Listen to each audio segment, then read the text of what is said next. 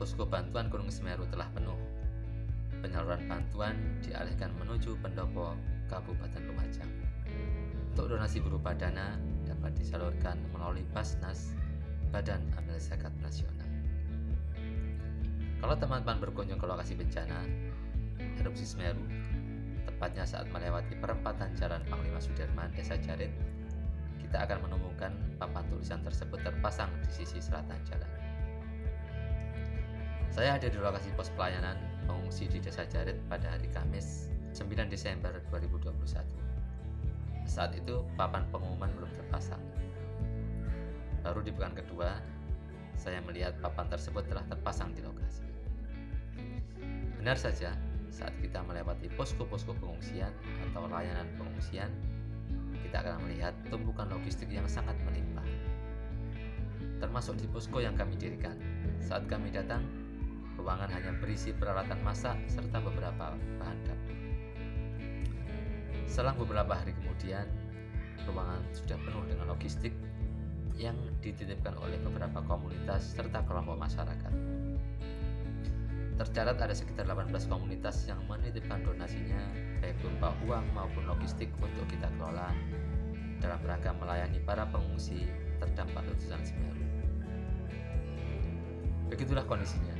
Erupsi Semeru telah menghadirkan aksi spontanitas masyarakat untuk memberikan bantuan kepada korban terdampak. Ini mungkin salah satu penyebabnya adalah cepat menyebarnya berita melalui media sosial. Apalagi dengan munculnya video viral anak kecil yang lari menyelamatkan diri dari guguran awan panas. Kamis 9 September bersama dengan perjalanan kami menuju pos lokasi layanan, saya melihat hampir setiap saat lewat mobil pembawa bantuan menuju lokasi bencana.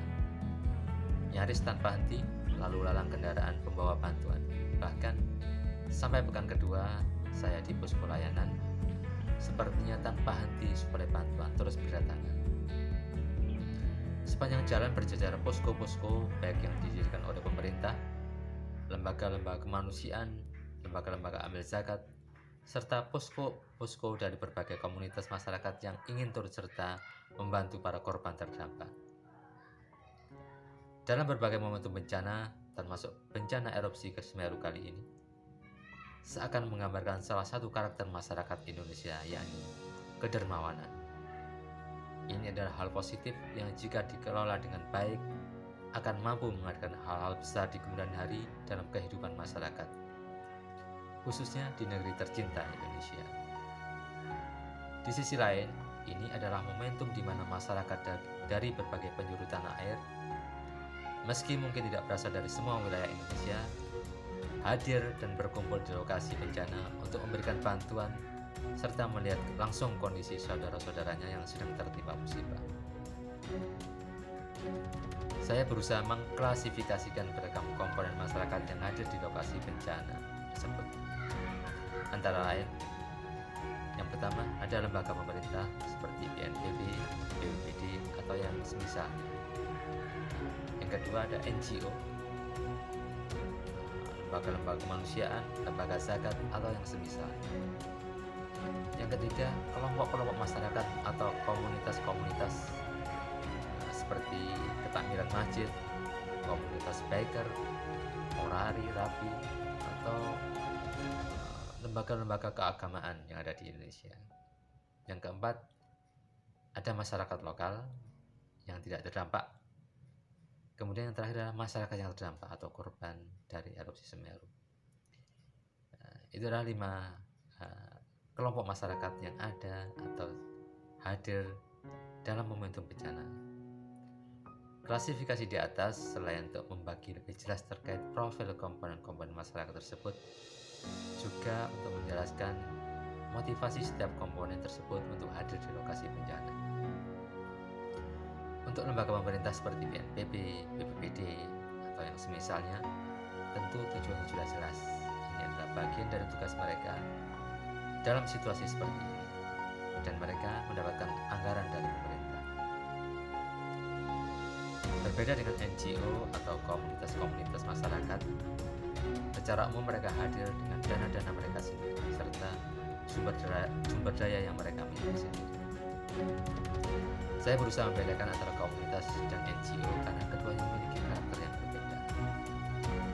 Komunitas masyarakat biasanya menggalang dana secara spontanitas, baik dari kelompoknya atau komunitasnya atau dari masyarakat umum. Menggalang dana kemanusiaan bukanlah aktivitas utama mereka setiap hari. Mereka adalah kaum profesional di bidangnya atau pada hobi. Sedangkan NGO merupakan lembaga-lembaga yang berkonsen dalam masalah kemanusiaan, serta secara kontinu menggalang dana dari masyarakat untuk tujuan kemanusiaan atau yang semisalnya.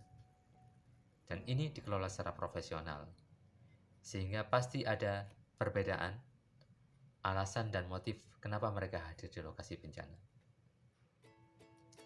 Kepedulian saya yakin ada pada kedua kelompok tersebut, baik NGO ataupun masyarakat umum.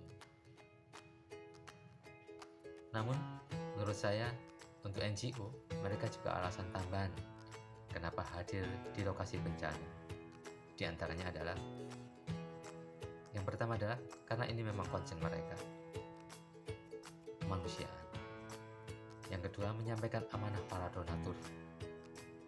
Yang ketiga, meningkatkan positioning mereka dengan memperkenalkan diri kepada khalayak yang lebih ramai.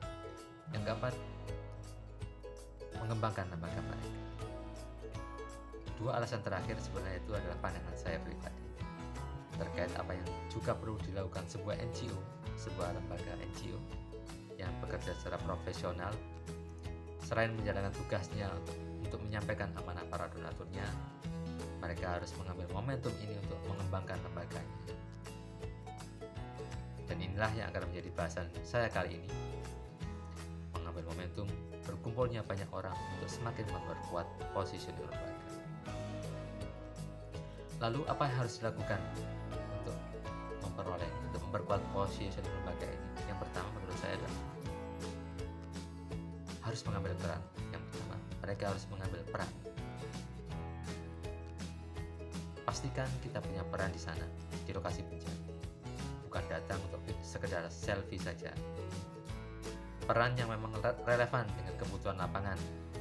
Jenis-jenis peran selain bisa kita ketahui dari penjelasan pihak penanggung jawab tanggap bencana, juga bisa kita dapatkan melalui pengamatan di lapangan, sisi mana yang bisa kita ambil dan berperan di dalamnya, dan itu masih dalam batas kemampuan. Dengan mengambil peran, kita akan bertemu langsung dengan aktor-aktor utama yang terlibat dalam proses tanggap darurat dan mendapatkan pengakuan dari pihak-pihak yang terkait dalam urusan kebencanaan seperti BNPB atau BPBD. Yang kedua, yang perlu dilakukan untuk meningkatkan positioning kita adalah menyajikan kerja-kerja profesional. Sekecil apapun peran yang kita berikan, pastikan dikerjakan secara profesional, tidak asal-asalan. Yaitu dengan cara memberikan layanan terbaik, memiliki rencana kerja serta tahapan-tahapan yang jelas, mengetahui objek yang akan diberikan layanan, atau memiliki target yang akan diberikan layanan. Yang ketiga adalah menyatu dengan masyarakat lokal. Kebanyakan para relawan adalah orang-orang asing atau bukan penduduk lokal.